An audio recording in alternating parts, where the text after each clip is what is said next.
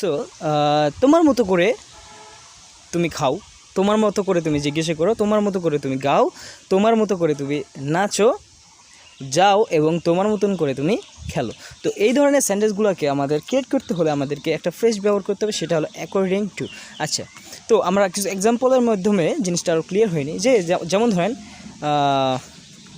বলো তোমার মতো করে, তো speak according to you, speak according to you, that means বলো তোমার মতো করে, ঠিক আছে। তোমার মতো করে তুমি তরমুজ খাও, তাহলে eat watermelon according to you, eat watermelon according to you. আচ্ছা, এরপর আমরা বললাম যে যাও এবং তোমার মতো করে খেলো, তাহলে হবে এরকম যে go and play according to you, go and play according to you, যাও এবং তোমার মতো করে খেলো। তোমার মতো করে তুমি জিজ্ঞাসা করো, আক্স, গো অ্যান্ড আক্স, যাও এবং তোমার মতো করে তুমি জিজ্ঞেস করো, তাহলে হবে go and আক্স according to you, go and আক্স according to you, মানে যাও এবং তোমার মতো করে তুমি জিজ্ঞেস করো। সো